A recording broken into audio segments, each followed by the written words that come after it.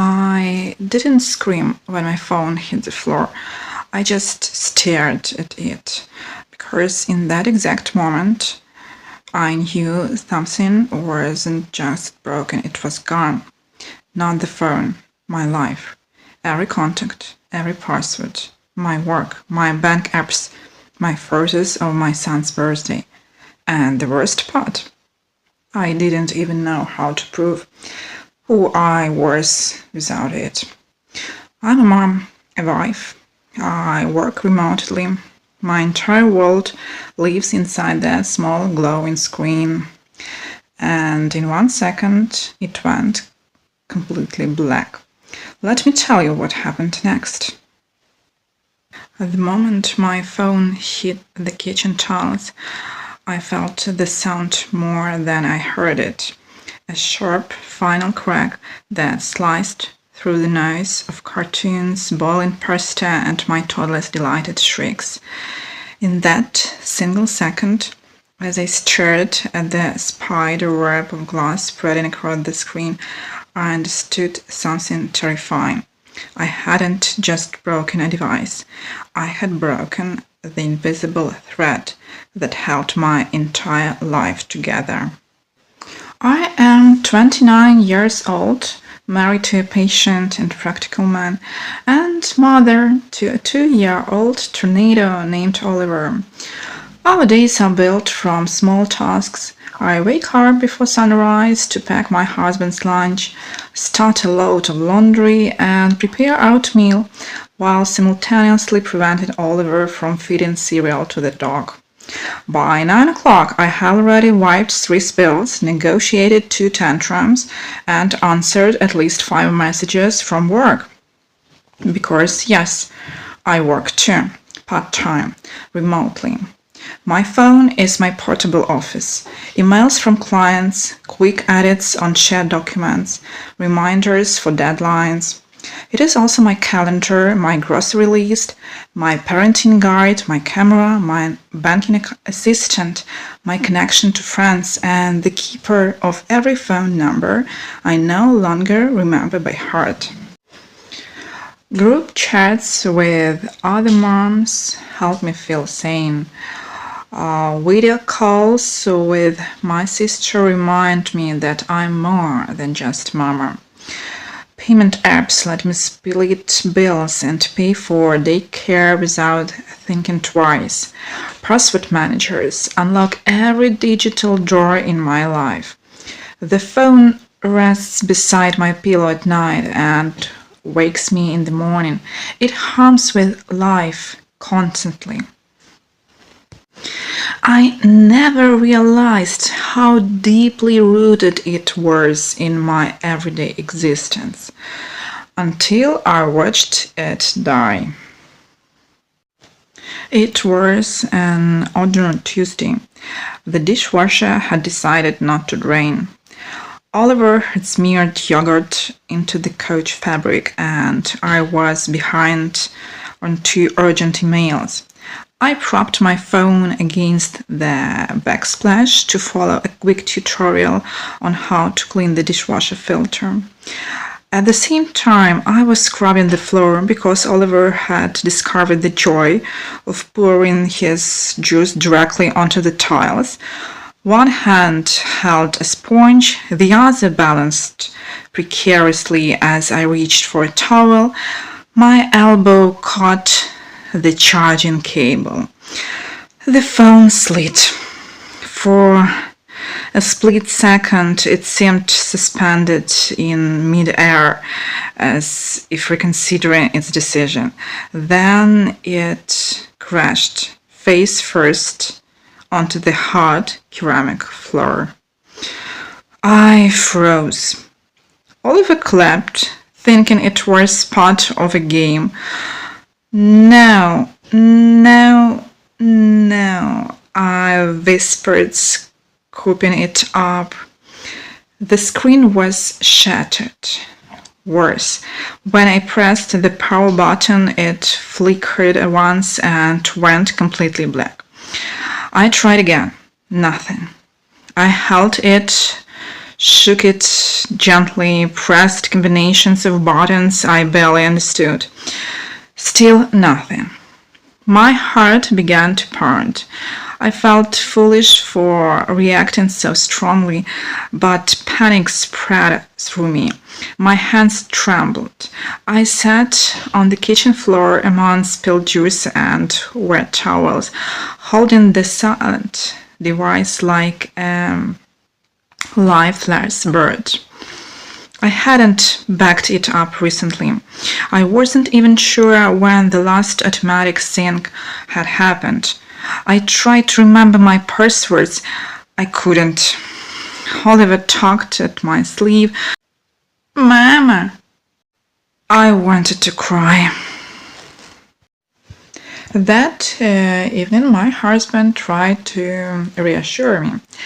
We have savings, he said gently. We'll buy a new one tomorrow. It's not the end of the world. He was right. The money wasn't the issue. We could afford a replacement. The problem wasn't the phone itself. It was everything inside it. My contacts, some were saved only there.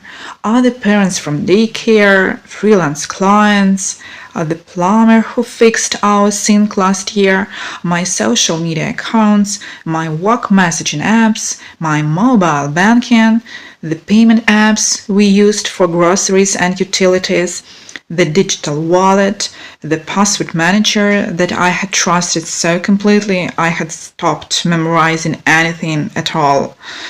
The next day, we bought a new phone, shiny, perfect, untouched by toddler fingerprints.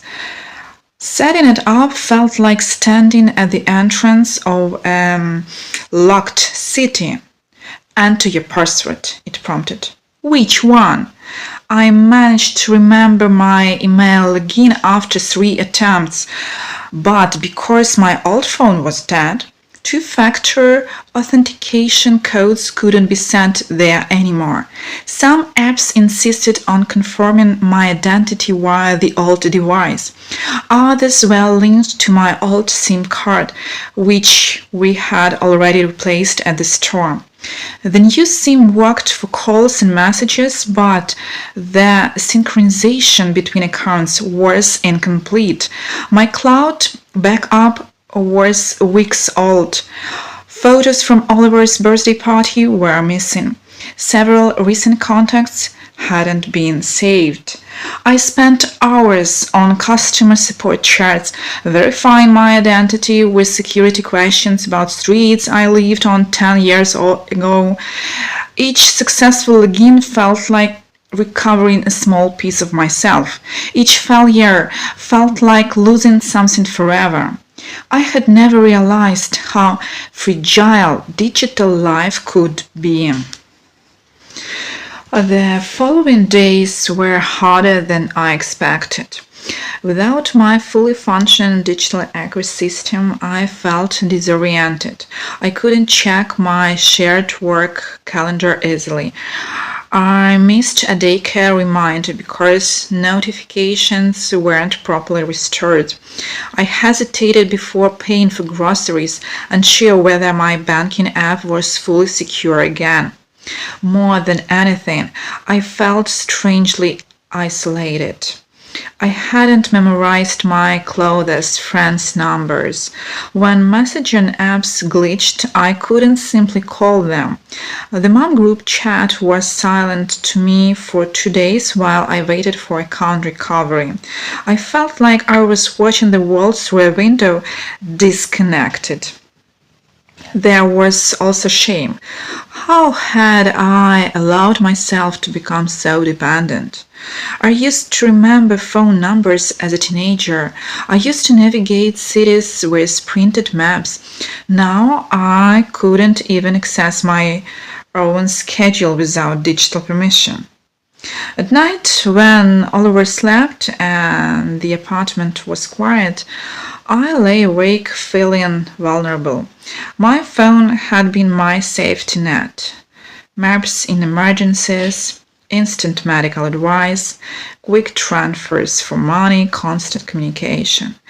Without it, even temporarily, the modern world seemed complicated and slightly hostile. Yet there was something else too, a faint awareness of silence, fewer notifications, fewer pings, more space in my mind. It wasn't comfortable, but revealing. After a few days, I decided I needed a strategy. Not just to restore my phone, but to restore control. First, I recovered what I could. I updated every password and wrote the most critical ones in a small notebook that I stored safely at home. I enabled automatic cloud backups and double-checked that they were functioning properly. I resaved essential contacts and asked close friends and family to send me their numbers again. Second, I separated important apps from distractions. Work tools went into one folder, banking and payment apps into another, social media notifications were reduced to a minimum. Third, I scheduled a weekly reminder to verify backups and review account security. Finally, I began memorizing a few key phone numbers again. My husband's, my parents', daycare's. It wasn't about rejecting technology. It was about building a resilience within it. Breaking my phone felt catastrophic in the moment, but it became an unexpected lesson. I learned how deeply integrated digital tools are in our lives, not just for convenience, but for identity, security, and connection. I learned how fragile that integration can be if we don't actively manage it. Most importantly, I learned that dependence without preparation creates vulnerability.